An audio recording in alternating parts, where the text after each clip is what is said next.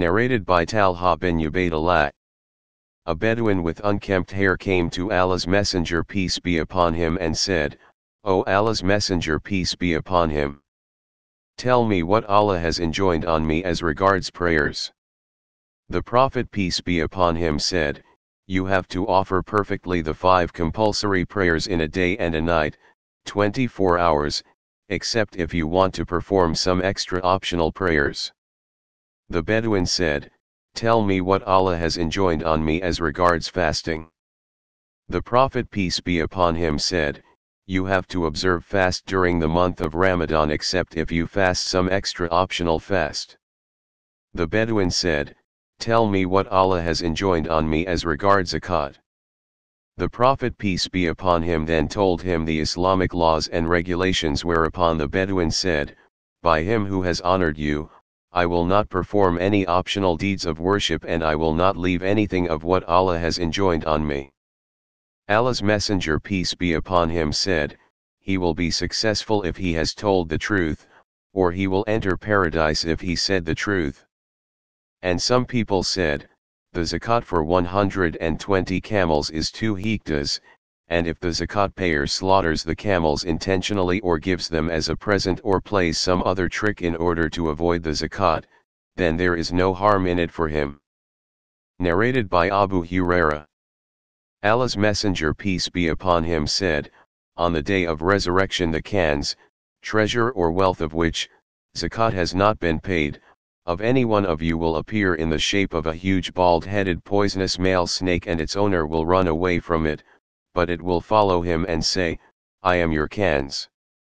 The Prophet peace be upon him added, by Allah, that snake will keep on following him until he stretches out his hand and let the snake swallow it.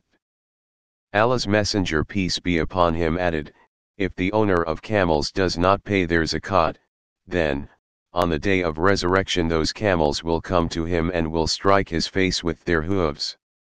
Some people said, concerning a man who has camels, and is afraid that zakat will be due, so he sells those camels for similar camels, or for sheep or cows or money one day before zakat becomes due in order to avoid payment of their zakat cunningly.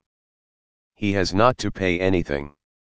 The same scholar said, if one pays zakat of his camels one day or 1 year prior to the end of the year, by the end of which zakat becomes due, his zakat will be valid.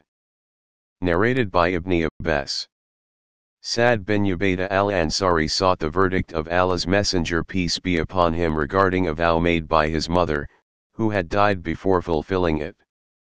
Allah's Messenger peace be upon him said, fulfill it on her behalf. Some people said, if the number of camels reaches 20, then their owner has to pay 4 sheep as zakat, and if their owner gives them as a gift or sells them in order to escape the payment of zakat cunningly before the completion of a year, then he is not to pay anything, and if he slaughters them and then dies, then no zakat is to be taken from his property. Narrated by Abdullah. Nafi narrated to me that Abdullah said that Allah's Messenger peace be upon him forbade the shire. I asked Nafi, what is the shire? He said, it is to marry the daughter of a man and marry one's daughter to that man, at the same time, without mar, in both cases, or to marry the sister of a man and marry one's own sister to that man without mar. Some people said, if one, by a trick, marries on the basis of shire, the marriage is valid but its condition is illegal. The same scholar said regarding al-muta, the marriage is invalid and its condition is illegal. Some others said, the muta and the shire are permissible but the condition is illegal.